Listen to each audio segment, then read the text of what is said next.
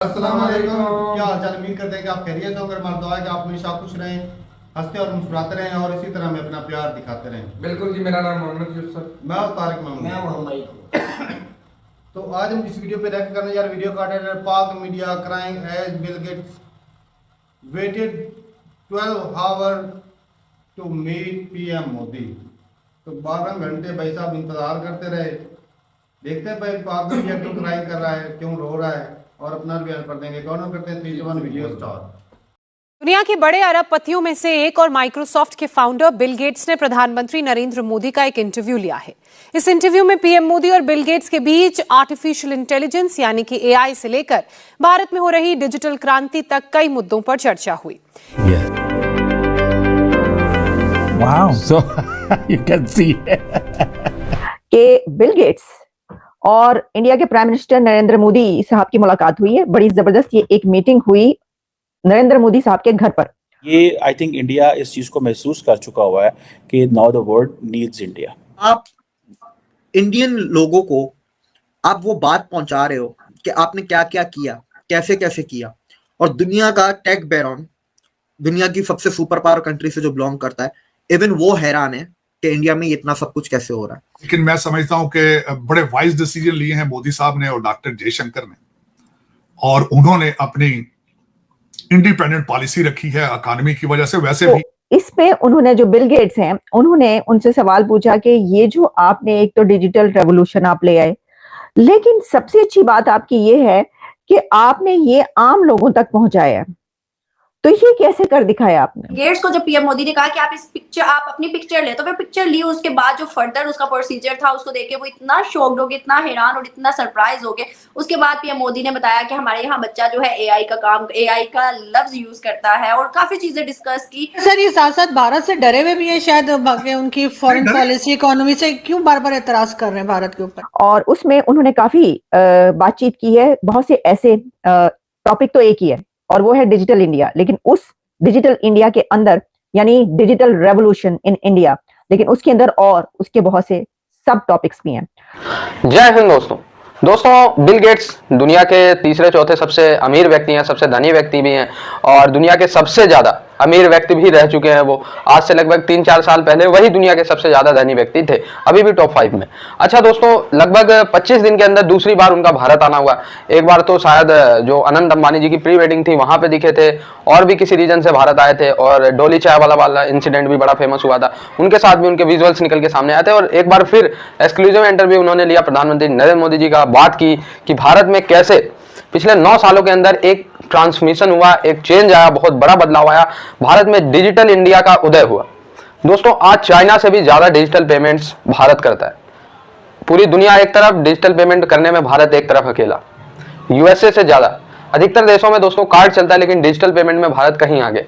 और भी कई चीजों में, चाहे वो ड्रोन टेक्नोलॉजी और रोबोटिक्स हो, और भी बहुत सारे क्षेत्रों में भारत ने तेजी से एआई के फील्ड में वो विकास किया, टेक्नोलॉजी के टर्म्स में अगर हम बात करें। तो बिल गेट्स ने वही प्रधानमंत्री नरेंद्र मोदी जी से बात की कि कैसे पिछले 10 सालों में ये ड्रामेटिक चेंज और बहुत सकारात्मक चेंज भारत में आया है, जिसकी बराबरी दुनिया भी नहीं कर सकती।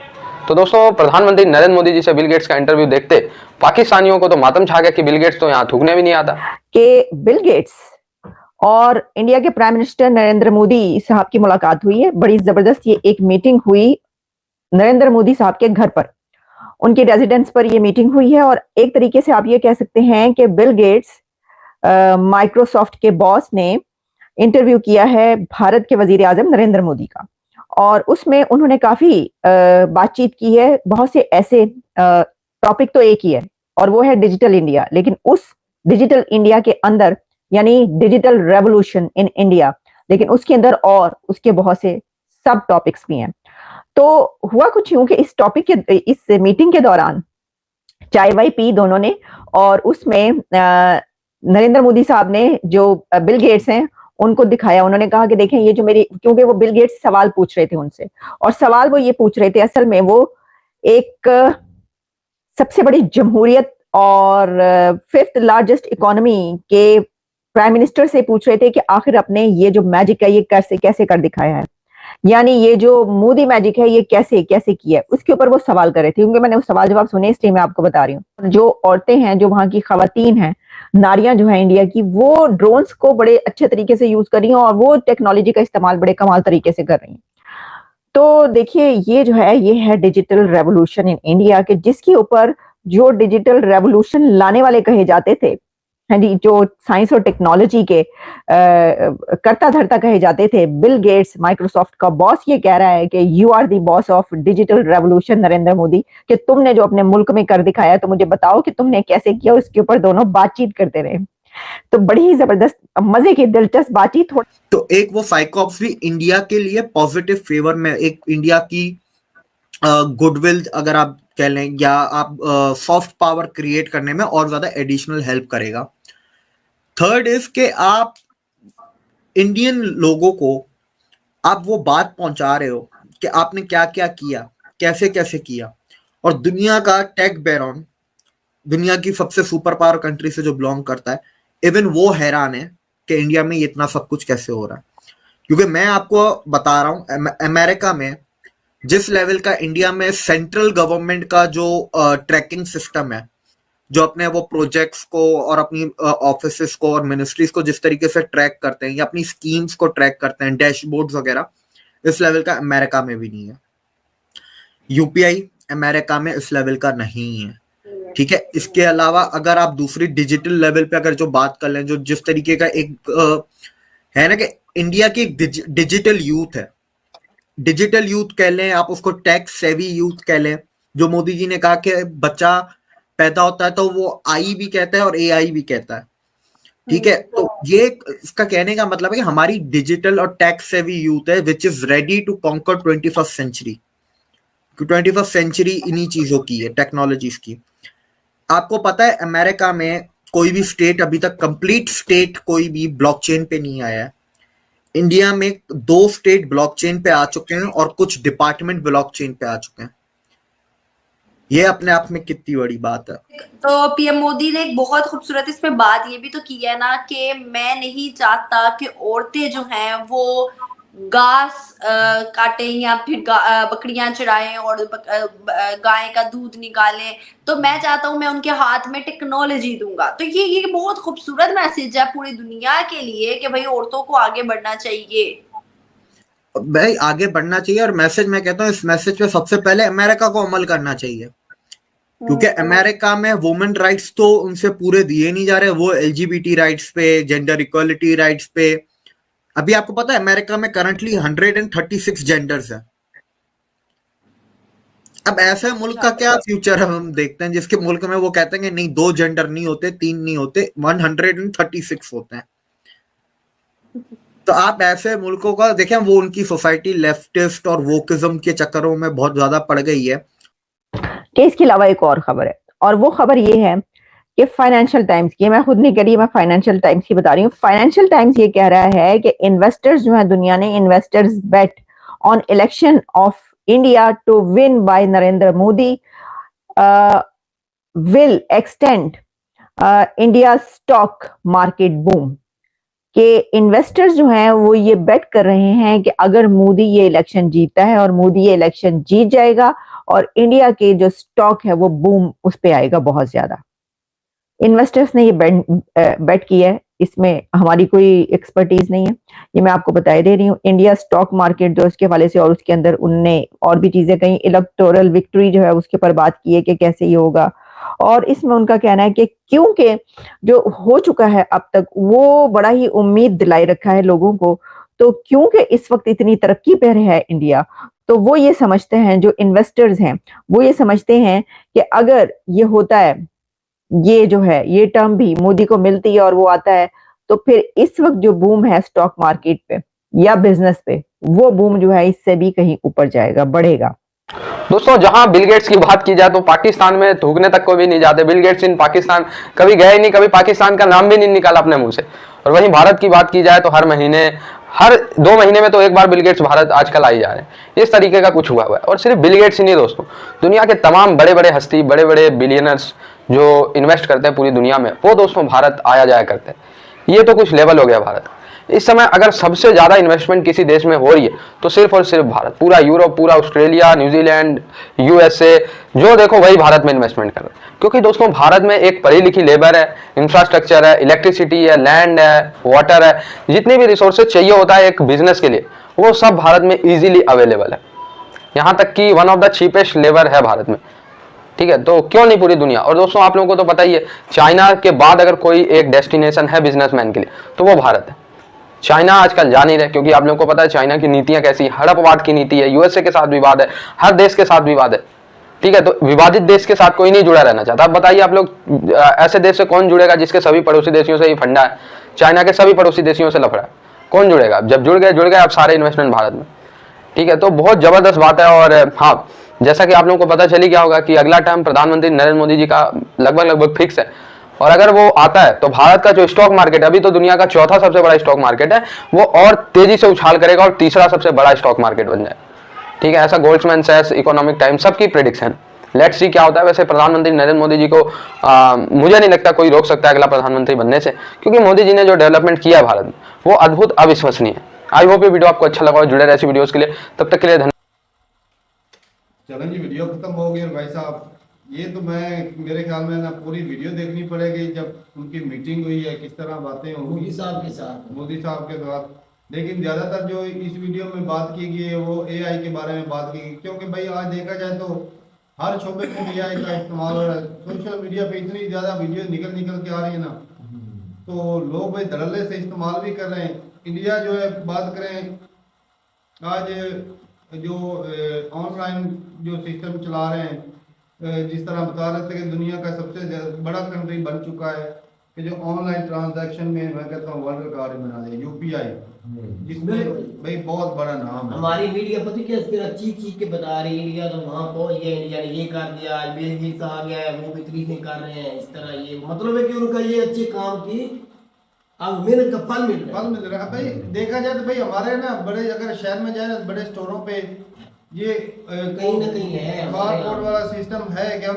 ऑनलाइन पेमेंट कर सकते हैं। इस्लामाबाद के अंदर मैंने वैसे तो डेबिट कार्ड, क्रेडिट कार्ड इस्तेमाल होता ही है बड़े स्टोरों में, लेकिन मजे की बात तो ये है कि इंडिया में भिखारी भी भाई साहब, वो हमने वीडियो देखी थी, याद है, वो भी इस्तेमाल कर रहे हैं। और भाई पानी पूरी वाला हो गया, सब्जी वाला हो गया, ठेले वाला। हमारे यहाँ कई लोग बैंकों में उनके पास नहीं है, यकीन मान ले। वही तो वो भाई साहब हर बंदा वो देख रहा था, मैं गाड़ी में बैठे उधर से फोन से बैठ के उसने उधर से पेमेंट कर दी। बिल्कुल, लेकिन हमारे और इंडिया में फर्क भी तो जमीन आसमान का हो गया तारक साहब। ये भी एक तो भाई पढ़े लिखी, सबसे बड़ी बात जो कि भाई अगर आज ऑनलाइन कोई चीजें या इस तरह का प्लेटफॉर्म इस्तेमाल कर रहे हैं तो उसके लिए पढ़ा लिखा होना भी जरूरी है। आज के माशरे में आज भी भाई साहब देख लेना, जब लास्ट डेट होती है ना बिल पे करने की, बिजली का बिल, गैस का बिल, तो लाइन लगी होती है, लंबी लाइनें होती हैं, औरतें बेचारी खड़ी होती हैं, बच्चे भी खड़े होते हैं, और उनको उनके हाथ में टच फोन भी होते हैं, सभी के पास होते हैं। हालांकि ऐप भी है कि वहां से बंदा बिजली का बिल पे कर सकता है, लेकिन फिर भी सहूलत इस्तेमाल ही नहीं करनी, कोशिश ही नहीं करनी। असल बात ये है कि कोशिश नहीं कर रहे, कोशिश नहीं कर रहे। और असल में पता क्या, हमारा जो भाई सरकार देख ले, इंडिया का मीडिया भाई प्रमोट करता है, बिल्कुल प्रमोट करता है, और उनके हुकूमती लोग भी इस चीज को प्रमोट करते हैं। हाँ। लोगों को हुकूमत ने इस तरफ लगाया तो लोगों ने इस्तेमाल करना शुरू किया, हमारी तवज्जो ही नहीं हो रही।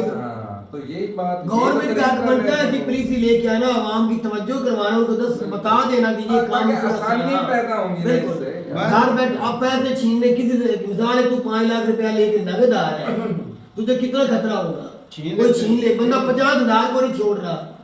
तो अगर इस तरह 50,000 भी ज्यादा ही तो बोल रहा है तो 500 भी नहीं छोड़ता। वो ही ना, जिस तरह के हालात हमारे हो चुके हैं। उसने तो तलाशी लेनी है, उसने कहना जो मिल गया दे दो, उसने ये नहीं कहना कि आपके 50,000 से कम है तो रहने दो भाई।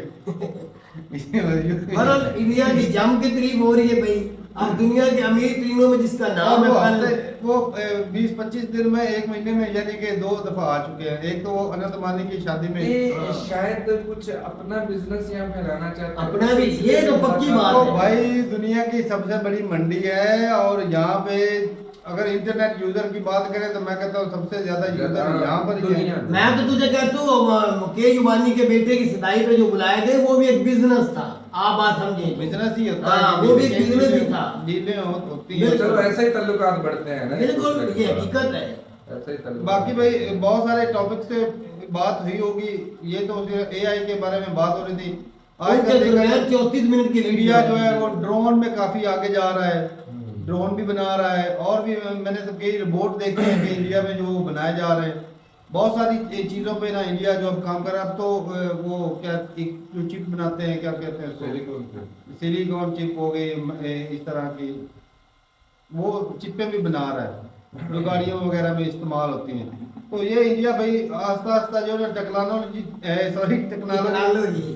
टेक्नोलॉजी में ना काफी आगे बढ़ रहा है, और साफ ज़ाहिर है कि आने वाला जो वक्त है वो टेक्नोलॉजी इसमें तरह इंडिया के जो नौजवान है ना, बच्चियां या बच्चे, उनकी मेहनत है, ये उनके मेहनत रंग लेके आए। लेकिन भाई एक और भी चीज जब देखते हैं ना, मैं वो बात जब मेरे माइंड में होती है तो मैं करने से रुकता नहीं भाई, कि कल मैंने एक वीडियो देखी है जिसमें ये बताया जा रहा था कि कोई रिपोर्ट आई है जिसमें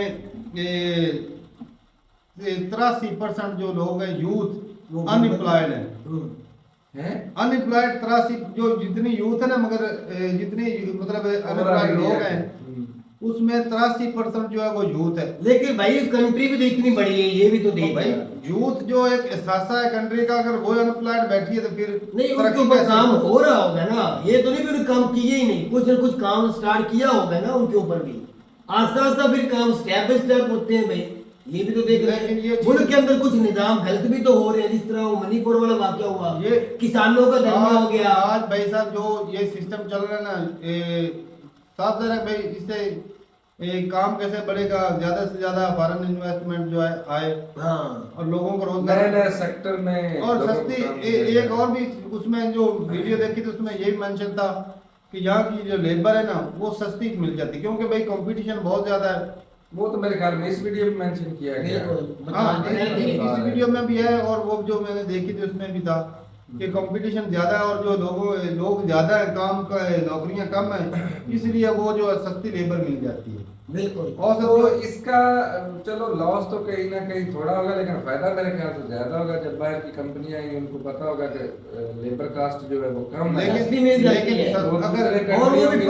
लेकिन भाई साहब सस्ते लेबर मिलने से ये भी तो होता है ना, चलो कंपनियां आएंगी माना, लेकिन जो जिनको सैलरी कम मिलनी उनका लाइफस्टाइल कैसा रहेगा, वो तो है, ये मैंने भी पहले ही मेंशन किया है कि वो बाकी भाई बहुत बढ़िया लगा देख के, और नो डाउट भाई साहब के आने वाले जो दौर है ना वो टेक्नोलॉजी का, और इंडिया इसमें बहुत आगे जा रहा है। और हम आज भी भाई मैं कहता हूँ इंडिया से 100 नहीं तो 50 साल तो पीछे हैं।